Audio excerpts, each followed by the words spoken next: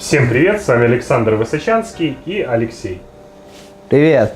И вот настал тот день, когда мы открываем холодильник спустя 35 дней. Мы вам говорили, что мясо будет вызревать 21 день, оно вызревало 35 дней. Мы за это время ни разу не открывали холодильник. Почему? Потому что в нем должна быть определенная микрофлора, и открывать его постоянно нельзя.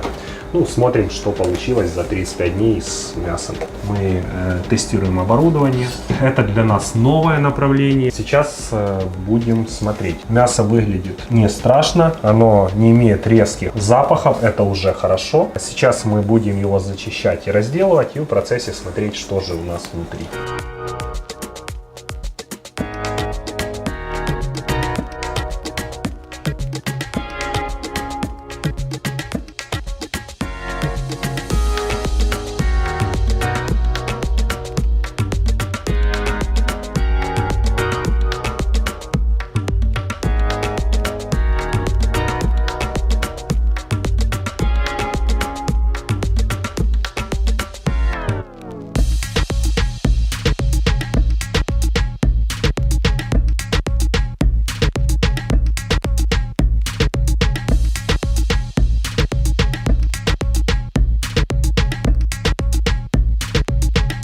Вот так и происходит, собственно говоря, подготовка мяса к приготовлению. Затем мы его поджарим по несколько минут с каждой стороны. В принципе, его можно кушать уже даже сырым. Хотелось бы обратиться к рестораторам. Ребят, перестаньте обманывать людей. Вот часто бывает, приходишь в ресторан, где стоят камеры сухого вызревания, и официант тебе рассказывает, что других камер у них нет, они просто берут, достают оттуда мясо и как бы готовят для вас его персонально. Так хочу сказать, что это неправда. Так как камеры не рекомендуется открывать часто, там своя определенная микрофлора. Вот. Если открывать камеры часто, то мясо может испортиться, и это может понести плохие последствия. Если это не так, я готов извиниться перед каждым ресторатором, который мне докажет, что это не так.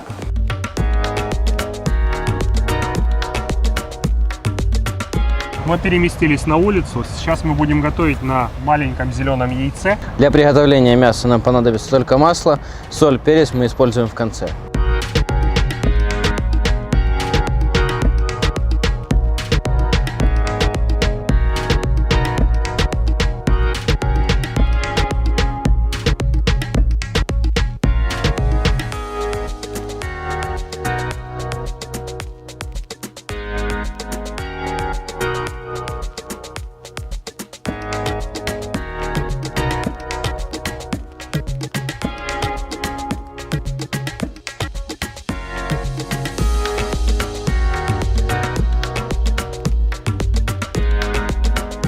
Сейчас мы дадим нашему мяску отдохнуть. Предварительно смажем его ароматным маслом.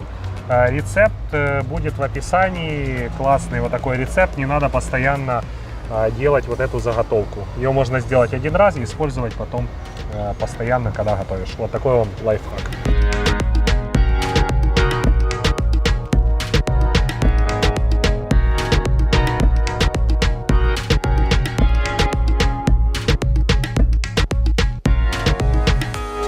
Прошло 5 минут, стейк должен отдыхать где-то минута на 100 грамм.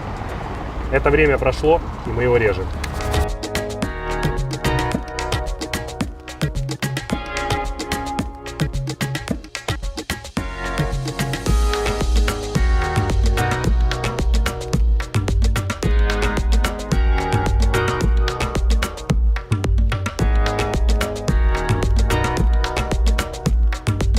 Леш, расскажи, из чего состоит тибон? Тибон состоит из двух отрубей. Это вырезка и спинная часть.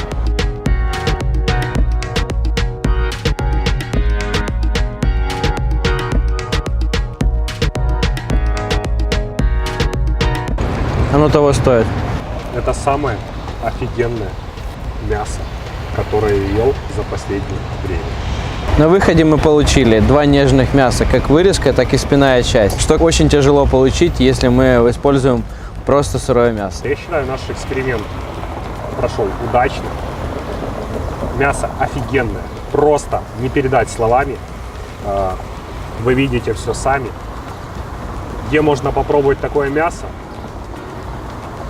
спускайтесь вот туда. Это улица Фрунзе. Сейчас она называется Кирилловская, 34-38.